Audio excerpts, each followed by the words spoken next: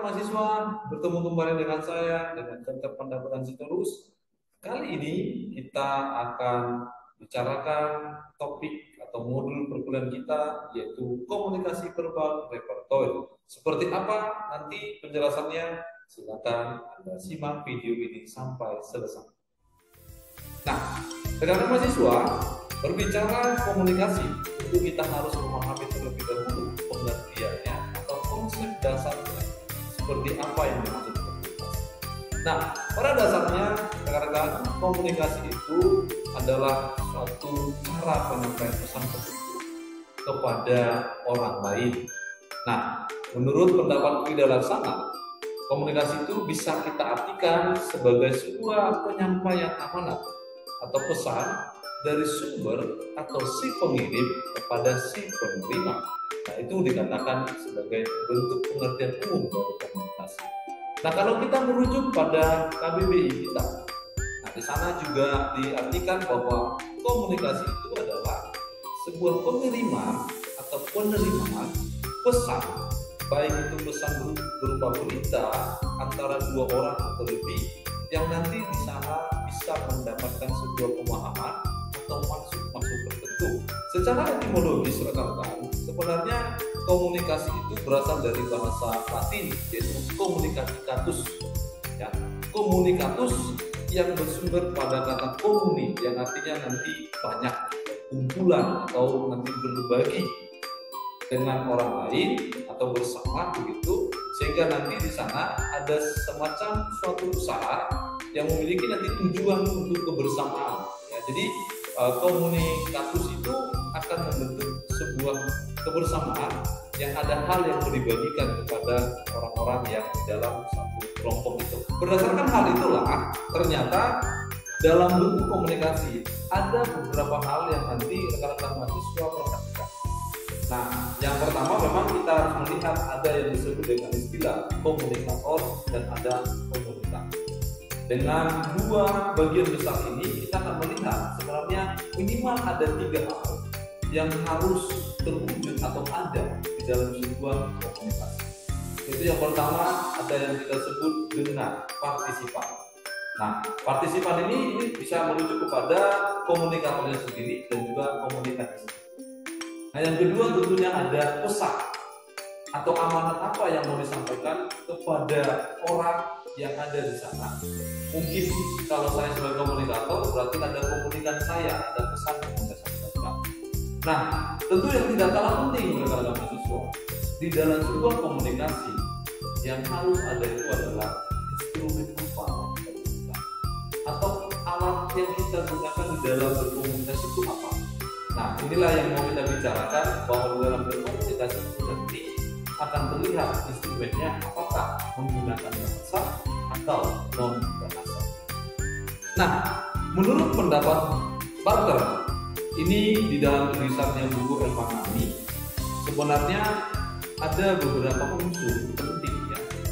Dikatakan sebuah komunikasi itu harus terlihat adanya komunikator, ada komunikan, tentu ada prosesnya, ada media komunikasi yang digunakan, lalu ada informasi penting yang mau disampaikan.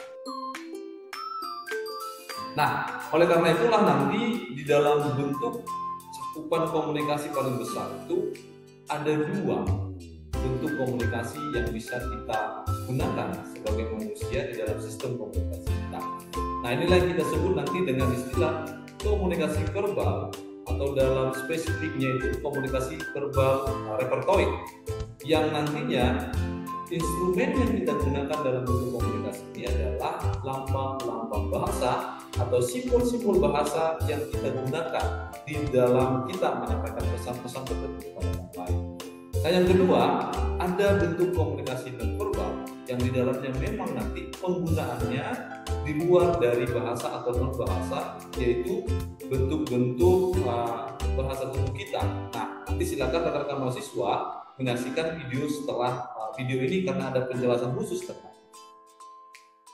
Nah, coba kita bicarakan dulu satu topik ini tentang komunikasi verbal. Seperti apa ciri khusus yang menandakan bahwa sebuah komunikasi itu dikatakan Nah, tentu yang pertama adalah komunikasi verbal pada dasarnya adalah bentuk komunikasi yang memang akan selalu menggunakan perangkat simbol-simbol bahasa tertentu sebagai media kita untuk menyampaikan pesan kepada orang lain. Lalu ciri yang kedua, ketepatan bentuk komunikasi ini artinya ketepatan pesan yang nanti bisa ditangkap oleh komunikan kita akan tergantung pula pada ketepatan simbol bahasa yang nanti kita gunakan. Jadi baik nanti itu simbol bahasa Anda secara lisan maupun tertulis itu akan menunjukkan seberapa tepat simbol-simbol itu Anda pakai sehingga pesan itu bisa juga diberikan dengan baik. Nah, oleh karena itulah rekan-rekan, ciri yang ketiga, umumnya memang komunikasi verbal ini akan lebih mudah dipelajari atau lebih mudah dipahami oleh masyarakat umum. Karena apa? Secara umum pula, sebuah simbol bahasa itu sudah ada kesepakatannya. Nah, seperti video-video sebelumnya kita sudah mempelajari yang namanya sifat atau karakteristik sebuah bahasa, yang di dalamnya bahasa itu merupakan sebuah kesepakatan antara golongan masyarakat atau interaksi tertentu dalam sebuah komunitas tertentu. Nah, Himes teman-teman menyatakan pada tahun 1974 ya, ada beberapa unsur-unsur yang nanti bisa digunakan dalam komunikasi ini yang terkait tentang fungsional bahasa dalam konteks nanti ini sosial. Dan bahkan nanti dalam ilmu sosiolinguistik, Himes ini sudah menetapkan satu akronim yang sangat umum dipakai, yaitu speaking. Nah, artinya di dalam akronim ini ada beberapa hal yang nantinya kita harus perhatikan ketika kita akan menggunakan komunikasi verbal. Apa yang dimaksud dengan speaking? Kita coba uraikan satu persatu dari huruf S. Ya, S setting. Setting atau scan juga ya, setting dan scan ini merujuk pada latar, merujuk pada sebuah tempat atau lokasi seperti apa sebenarnya ketika kita ingin berkomunikasi verbal. Artinya rekan-rekan, kalau Anda ingin berkomunikasi dengan seseorang, perhatikan seperti apa latar, tempat, dan waktu Anda ketika nanti Anda akan membuat sebuah bentuk komunikasi atau melakukan interaksi komunikasi Anda pada orang lain. Lalu yang kedua, P, yaitu partisipan. Nah, di dalam artinya ini adalah audiens kita. Ini boleh kita katakan sebagai peserta percakapan kita atau istilahnya tadi komunikan kita. Kepada siapa atau dengan siapa kita akan berkomunikasi, itu juga akan menentukan bagaimana nanti pesan itu bisa disampaikan baik. Lalu yang E, ada ends, artinya hasil percakapan. Nah, ketika nanti antara komunikan dan komunikator bertemu melakukan percakapan, tentunya apa hasil yang akan nantinya didapatkan dari percakapan itu atau yang didapatkan dari bentuk komunikasi. Karena kan tidak mungkin ya kita berkomunikasi tidak tahu arahnya kemana, tidak tahu apa yang dihasilkan dalam pembicaraan itu. Oleh karena itu, ketika Anda ingin berkomunikasi, bangunlah sebuah bentuk komunikasi yang baik sehingga hasilnya juga bisa dimaknai dengan baik. Lalu yang berikutnya ada H, X-sequence, yang artinya nanti pesan. Nah, di sini pesan ini akan membuat nanti tema-tema atau isu-isu apa yang nantinya kita akan gunakan atau kita bawa di dalam berkomunikasi. Misalnya, katakanlah tema-temanya itu yang berhubungan tentang pendidikan, ya, isu-isu tentang hukum barangkali, tentang gender barangkali, tentang perekonomian barangkali, ya itu banyak. Nah, itu ada pesan-pesan yang mau kita diskusikan. Lalu yang bagian K atau kunci. Nah, kunci di sini maksudnya cara, prosesnya itu. Nah, ketika kita menjalin sebuah komunikasi, maka harus perhatikan cara. Ada orang berkomunikasi caranya itu mungkin cara yang sopan, tidak terburu-buru. Ada orang mungkin dalam percakapannya itu sangat terburu-buru. Nah, jadi cara kita berbicara atau berkomunikasi itu juga nanti menentukan bagaimana keberhasilan kita menyampaikan pesan tertentu kepada orang lain. Nah, lalu yang berikutnya di dalam akronim speaking ada I yang kita sebut instrumen, ya, instrumentalis. Nah, instrumen itu artinya apa? apa sarana-sarana yang kita gunakan. Nah, rekan-rekan di zaman sekarang itu barangkali sarana yang tepat itu mungkin sarana Anda menggunakan media elektronik, digital begitu ya. Nah, misalnya Anda menggunakan WA, pesan-pesan tertentu.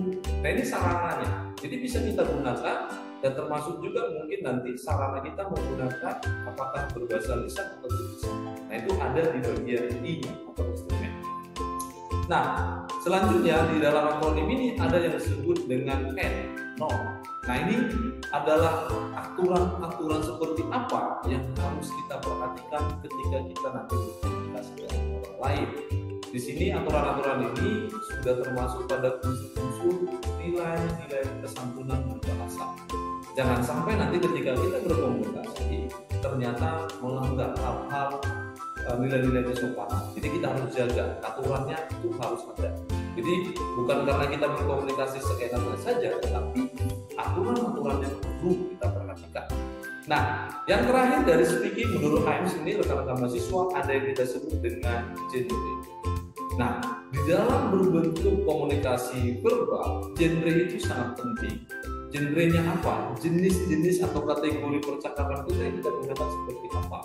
Nah, mungkin nanti genre-genre yang kita bicarakan itu ya genre berhubungan sastra, fiksi atau non-fiksi juga bisa ya, ilmu pengetahuan, sains dan lain-lain. Jadi semuanya itu nanti akan mendukung keberhasilan kita di dalam berkomunikasi verbal.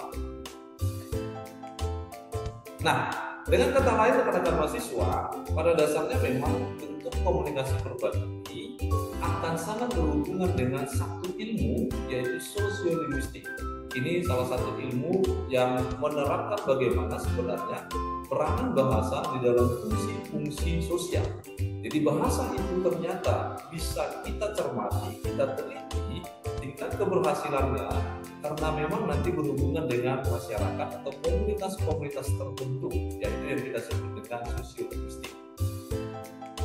Nah, verbal repertoire boleh kita artikan sebagai bentuk atau segala hal kemampuan kita atau manusia yang nanti bisa menerapkan kemampuan-kemampuan bahasanya, khususnya nanti di dalam komunikasi verbal yang dituangkan nanti di dalam bentuk genre-genre yang beragam, termasuk di sana dalam konteks tulisan dan non-tulisan atau lisan dan tulisan. Nah, inilah yang kita sebut nanti kemampuan manusia itu menerapkan beragam bahasa, atau yang lebih spesifik nanti kita sebut juga laras bahasa. Itu laras yang berhubungan dengan genre bahasa tertentu dengan genre atau topik tertentu yang lebih tepat digunakan. Nah, ini disebut dengan verbal repertoire. Atau pengertian yang bisa kita lihat atau batasan yang paling tepat kita gunakan, saya mencoba mengutip pendapat Tidak Laksana.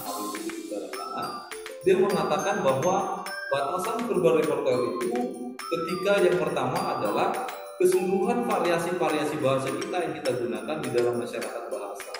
Nah, ini menandakan bahwa sejauh mana kemampuan Anda menggunakan ragam bahasa yang Anda pakai itu sudah merujuk pada kemampuan Anda menggunakan verbal repertoire. Atau yang kedua, dikatakan di sana adalah verbal repertoire merupakan sebuah keterampilan berkomunikasi sebagai saya pembicara dan mungkin pada orang lain sebagai pendengar menggunakan informasi-informasi yang tepat atau dalam konteks pertukaran informasi. Jadi saya sebagai komunikator dengan orang lain komunikat, saya mampu menyampaikan informasi dengan tepat, dengan sarana yang tepat, itu sudah menunjukkan bahwa saya sudah menguasai yang namanya verbal repertoire. Nah, yang terakhir juga boleh dikatakan batasan dari verbal repertoire adalah keseluruhan penguasaan bahasa untuk melaksanakan peran-peran sosial saya. Jadi kalau saya rekan-rekan mampu menggunakan bahasa-bahasa tertentu dalam peran saya dalam masyarakat, itu berarti saya juga sudah termasuk menggunakan atau mampu menggunakan verbal repertoire.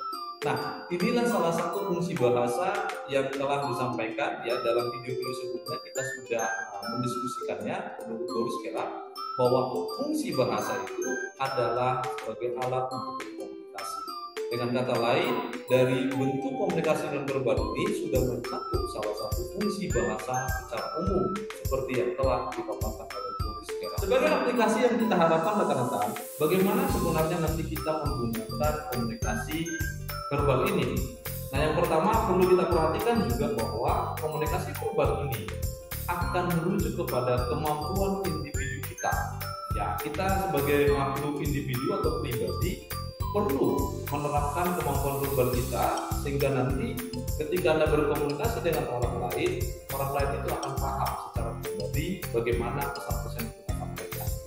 Nah, aplikasi berikutnya juga perlu dilihat sebagai anggota sebuah masyarakat. Kita juga merupakan kumpulan atau komunal dari individu-individu yang tergabung dalam sebuah komunitas. Maka aplikasi dalam bentuk ini kita harus perhatikan juga supaya ketika kita berada di dalam sebuah komunitas atau katakanlah bentuk organisasi tertentu, kita bisa diterima dengan baik karena kita mampu menggunakan berbagai metode. Dan mungkin di antara kita atau Anda suatu saat nanti sebagai orang-orang yang terpandang memiliki jabatan atau kedudukan, maka berbagai portfolio juga harus kita perhatikan. Sebagai misalnya Anda sebagai atasan, mungkin ada orang lain sebagai bawahan Anda sebagai pemilik perusahaan mungkin, atau Anda sebagai karyawan mungkin, ini akan sangat bermanfaat kalau kita bisa berhasil menggunakan berbagai portfolio. Dengan arti kata juga bisa kita terapkan dalam konteks pendidikan seperti kita saat ini, kita sebagai orang pembelajar dan juga sebagai orang pengajar. Jadi semuanya akan bisa digunakan dengan baik. Karena itulah penjelasan singkat dari komunikasi verbal. Mudah-mudahan Anda bisa memahami dengan baik. Saya kira ada banyak hal yang nantinya bisa kita diskusikan dan mungkin banyak hal informasi yang perlu juga Anda gali. Silakan rekan-rekan melihat rujukan atau referensi yang ada. Boleh Anda tambahkan dari referensi ini sehingga nanti pemahaman Anda tentang komunikasi verbal akan semakin utuh dan baik. Nah, terima kasih rekan-rekan sudah menyimak video pembelajaran kita dalam modul kita kali ini. Sampai berjumpa kembali dalam video-video atau modul pembelajaran berikutnya.